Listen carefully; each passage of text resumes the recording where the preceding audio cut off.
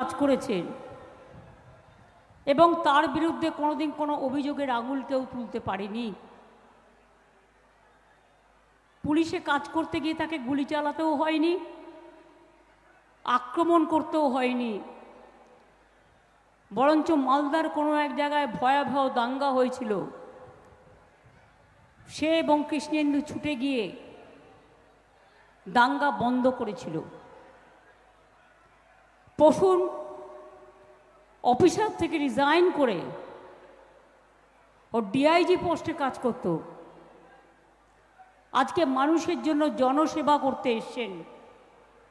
আমি আপনাদের আবেদন করব, জোড়া ফুলে ভোট দিয়ে তাকে এবার নতুন করে নির্বাচিত করুন।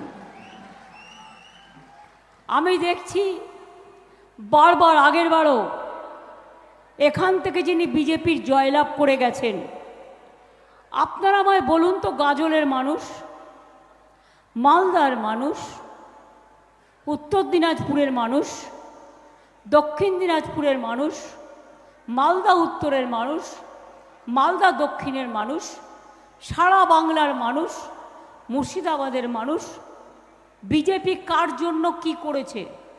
ক্ষতি করা ছাড়া কারো ভালো করেছে? আমার সাথে আমি সম্মান জানাই আমাদের সমর মুখার্জি, অতি পুরাতন, দীর্ঘদিনের তৃণমূল কংগ্রেসের সাথে আছেন এবং তিনি সারাক্ষণ মানুষের কাজ করেন।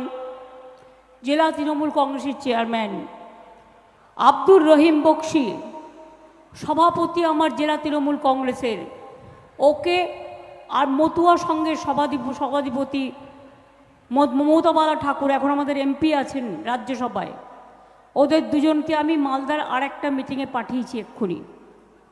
আমার সাথে আছে তাজমুল হোসেন, যিনি আমার মন্ত্রিসভায় আছেন, যেমন ইন্দ্রনীল সেন আছেন, আপনাদের কাছে এসছেন। মৌসুম নূর এই জেলা থেকে, তাকে আমরা সাংসদ করে পাঠিয়েছি রাজ্যসভায়। দেখুন কেন পাঠিয়েছি, অ্যাসেম্বলিতে আপনারা আমাকে ভোট দিয়েছিলেন, তাই আমাদের মাত্র 13টা রাজ্যসভার সিট, তার মধ্যে আমরা মালদাকে একটা সিট দিয়ে দিয়েছিলাম, এই কারণে যে আপনারা আমাদের ভালোবাসা দিয়েছিলেন বিধানসভা নির্বাচনে। নিহার রঞ্জন ঘোষ বিধায়ক, আশিস কুণ্ডু জেলার মুখপত্র, দীনেশ টুডু সভাপতি ব্লক তৃণমূল কংগ্রেস, রঞ্জিত সরকার, প্রসেন